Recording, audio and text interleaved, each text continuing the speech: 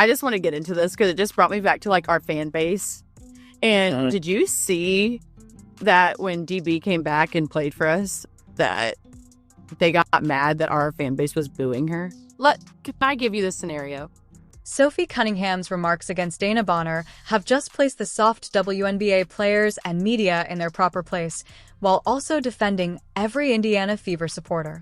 And it was required as Fever fans were portrayed as the bad guys following Dana's departure, denounced as unjust or even poisonous for their reactions to her comeback to Indy. But it's really evident today because of Sophie. Fans of Fever were entirely justified, not only in the right. You'll genuinely wonder why they didn't jeer at Sophie more louder and longer after seeing what she said in this video. Let's discuss what Sophie stated. But first, leave a comment with a ghost emoji and like this video. Did you believe that Fever supporters had the right to jeer? Coming in for Phoenix number 14, Luana Bonner.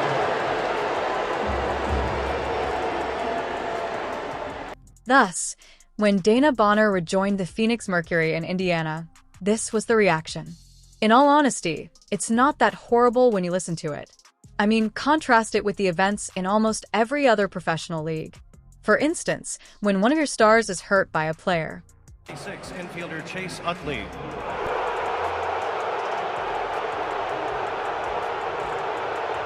When a franchise player bails to join another team. Score the final 3. Here he comes.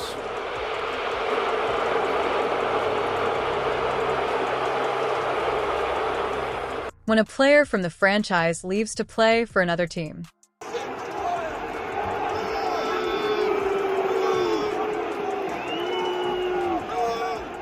Hell, when their team is performing poorly, supporters jeer at them. In high school, Caitlin Clark was raised more severely than this. Therefore, given that Bonner was meant to be their season anchor and left after just 9 games, Fever supporters were, if anything, being kind. She wasn't merely being brought in as a role player by the Fever.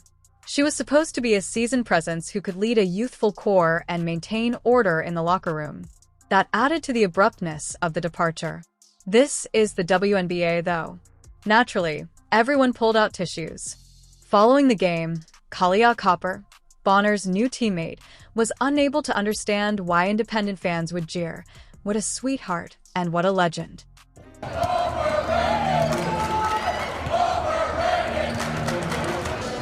And things worsened after that. As usual, the media instantly attacked Fever supporters, claiming that jeering Dana was wholly unjustified. I don't understand, like, she's a legend, and just all the things that she's done for the league, and just the disrespect, I can't get down with it. They booed her. She didn't say a word to the crowd. People talk some trash to her, but we had her back. But it's just very distasteful for what their fan base is doing. You cannot blame Fever fans for their emotional distress and then turn around and weep over a professional athlete being subtly jeered. That's the height of hypocrisy. Here's the real kicker, though. In fact, she contends that supporters shouldn't be offended because Dana didn't do much in Indiana. She didn't stay long enough to. Issue. However, it is the issue. Dana failed to appear on a league minimum contract. She was paid $200,000, which is essentially the maximum amount that can be paid in the W. The WNBA has a $1.5 million salary cap. 13% of that was her agreement. For comparison, that would be equivalent to a $20 million salary in the NBA. Now picture this. People argue it's inappropriate to jeer at a $20 million NBA player who signs with your team, plays 9 games, bails out, is waived with no pay, and then appears on another squad weeks later. Make sense of it. Fans of the Fever had every reason to be angry, not just because they were angry, particularly considering that they actually cared about Dana at the stretch of time. Bonner was not active for more than a week without providing a public explanation. The group didn't say anything. Fans conjectured on social media about major off-court issues, injuries, or illnesses. Not only was the lack of information annoying, it caused worry and bewilderment. During that time, people assumed something serious had happened and offer her grace. What are your thoughts when you see this vet, this like legend in the game, going out there and being booed? I mean, I wouldn't do it. I get it. She left Indiana. I mean, but she also left Phoenix at one point, and now she's back. And I mean, Indiana getting a little hurt over this, a hurt heart space when she didn't contribute very much. She wasn't there for a very long time. And it just seemed like for both parties that it wasn't a good fit. I don't really know why we booing sis. You know what I'm saying? Indiana still doing all right.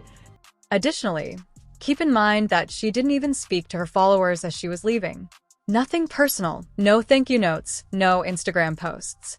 In a brief statement, she thanked the Fever organization, wished them well, and essentially thanked them for allowing her to take time off. That's all. They booed DeWanna Bonner. Of course they did. Just like sports fans would boo any player that left their team under those kinds of circumstances. Hell, we thought she had some kind of, hell, was she getting a tumor removed or something? It's personal. It's personal. No, she just didn't want to be with the organization anymore. Contrast that with other well-known departures from sports. The majority of athletes don't leave teams after a few games to start. However, it is typical for them to thank the supporters that backed them with a tweet or at least a little message of appreciation when they finally depart. Some will provide pictures or behind-the-scenes videos. Usually, there is some sort of resolution. Dana's silence so told it all, and the alcohol was more than warranted. The more I think about this, the more I find it hard to believe she wasn't booed ruthlessly.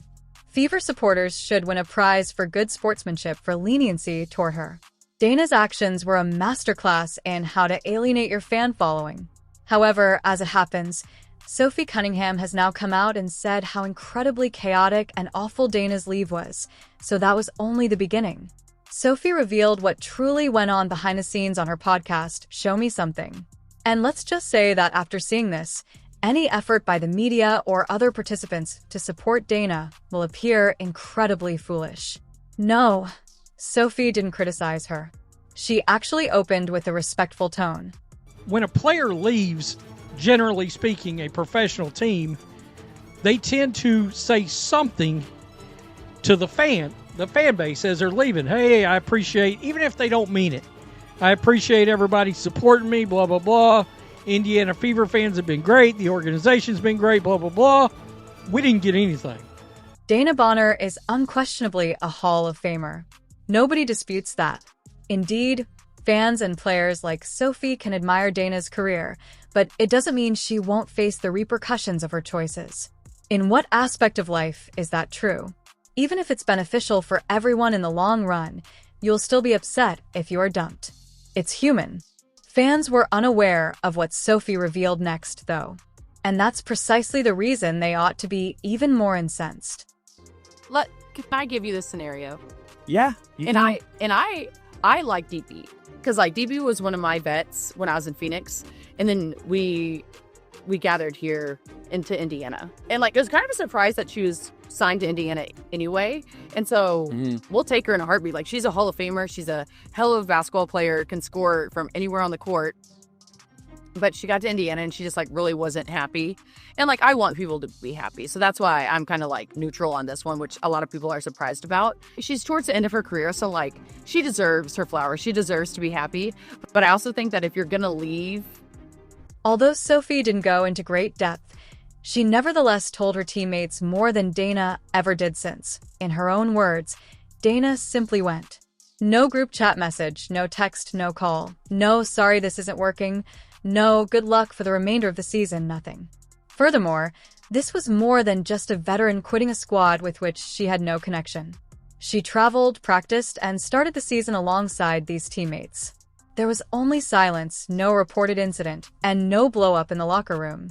Let's face it, that clearly indicates she didn't depart amicably. Actually, it seems to be the complete reverse. The fans were iced by her. The team was iced by her. And they were most likely as perplexed and worried as everyone else. It's possible that they were unaware that she had asked for a deal. And it's really evident when you hear what Sophie said after that. The team did not approve of this. Was their explanation when it happened? No. Not even privately? Yeah, I mean, okay. That's tough. And, yeah, okay. Well, I did say what? Unless you leave on some fuck you type shit, and that's what that is, so. Yeah. Additionally, keep in mind that this is coming from a teammate that respects and likes Dana Bonner. Therefore, Sophie Cunningham's claim that Dana didn't even text the squad to wish them luck goes far beyond a player not fitting into a system. It has nothing to do with coaching, plans, or the need for a new beginning. That is a blatant disregard for your teammates. And nobody anticipated it, particularly for someone like Dana, who was positioned as a leader as soon as she showed in. I'm still rooting for her. Like, I want her to end her career and be happy, but I also think that, like, it's okay to be professional about it and, like, send a text to your teammates. Send a text and be like, hey, like, love you guys. Or you don't even have to say love you guys. Just like, hey, sorry this didn't work out. Good luck. Da-da-da-da. You know what I mean? Like, there's a way to handle that, I think. You have to think that this was a gut punch in that locker room since Dana didn't simply leave the squad, even though Sophie claims to still wish her well. She turned it down. She also acted in the most insulting manner imaginable.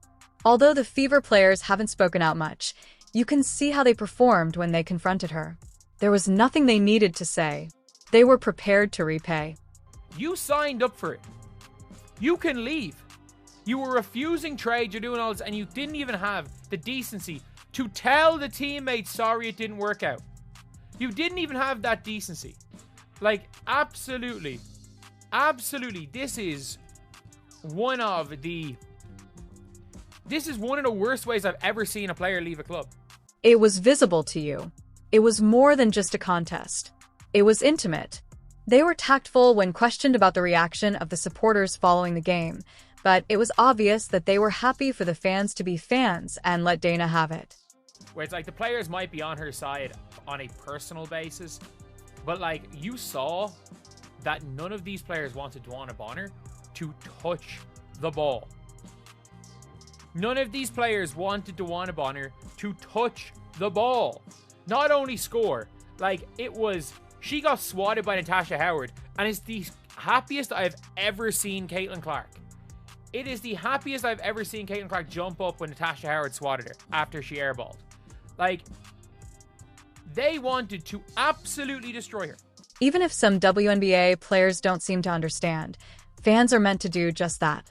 It is expected of fans to be fervent. They are expected to have concern about their team. They constantly jeer the top players on the other teams. It's not about always kneeling down and respecting every player. It's about winning. However, any jeering or harsh remarks are immediately poisonous in the WNBA. It's open season, unless it has to do with Caitlin, the Fever, or their supporters. They still refuse to acknowledge Caitlin Clark as the league's face, even though it is evident. I believe this is due to the mindset of protecting everyone. Sophie has always been refreshing in that regard. Her thoughts on Caitlin Clark's influence on the league are as follows. What was it like having Dwana Bonner return to Indiana, and what were your thoughts on the fan reception tonight? Honestly, that got nothing to do with me. I think DB returned because we were playing Phoenix, and so that happened to be that. The fans chose to do what they wanted to do, but for us it's about paying attention to what we have to do here, and that was coming in and getting a big win, which we were able to do. She appears to be one of the few WNBA players that genuinely recognizes Caitlin Clark's significance and isn't hesitant to call it out, as well as to criticize other players in the media who deny it. It's funny, to be honest. The rest of the league would fare much better if they simply followed Sophie's example. Once on the court, she only needed to defend Caitlin Clark, and her social media following exploded by more than 1 million. Crazy idea. The audience will genuinely become more accepting of you if you just accept the Caitlin Clark effect, as this is what occurs when you don't. And it literally like pisses me off when people are like, she's not the face of the league. Who would be? What? Sabrina? No. No, there's really good, well-known people in our league. I'm not discrediting them. Like, we have a lot of badasses in our league. Yeah. Like, hell yeah to that. I'm all for that. But when people try to argue that she's not the face of our league, yeah, or if our league would be where we're at without her, you're dumb as shit. Yeah. You're literally dumb as fuck. Beyond this, I disagree with everything Jason says, yet he is 100% correct on one point. There are fans of both Caitlin First and Fever First. And there are a lot more Caitlin First fans than anyone else. It is not even necessary for you to guess. Examine the Fever's attendance both prior to and following Caitlin Clark's arrival. It is not only quadrupled. The objective need to be straightforward. Transform Caitlin's admirers into Fever and WNBA supporters. However, you don't get there by disparaging Caitlin's evident influence or labeling them racist. Since these fans are aware of the precise reason they began watching, that simply belittles everyone's intelligence.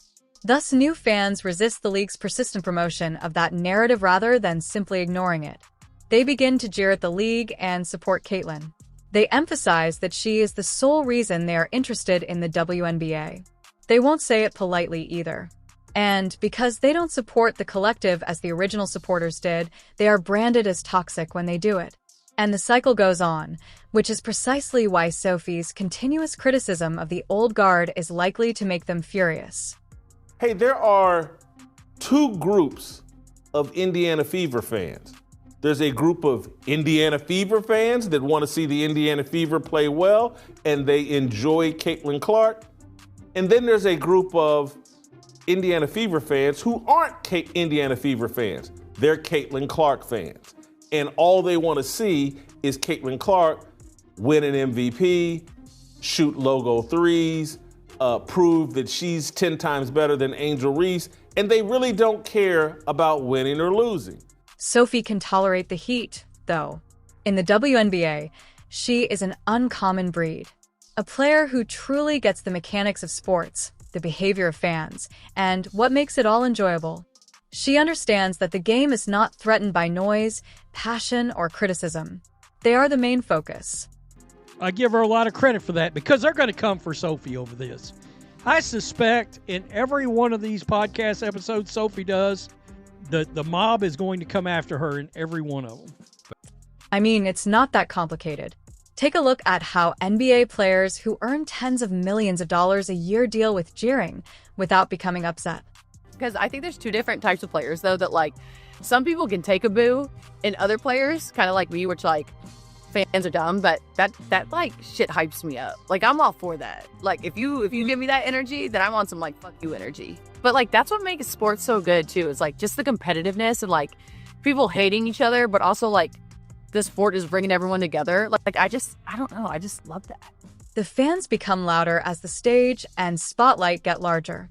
Sophie defended Fever fans twice on her program because of this. First, by outlining Dana Bonner's terrible exit management. It was an absolutely terrible departure, not just a poor split. She abandoned the club and the fan base after leaving the locker room without saying goodbye to the supporters or sending a message to her teammates. Second, by opposing the WNBA bubble, which seeks to disgrace supporters for responding as any ardent sports enthusiast would. Sophie didn't shout. No one was trashed by her. She simply spoke the truth. And by doing so, she demonstrated that not all of the league's players the league might finally stop alienating the very fans it has been pleading for if more players were like her. If you're still here, leave a goat in the comments, because that's what you are for staying here. Thank you for watching, and don't forget to subscribe for more WNBA content.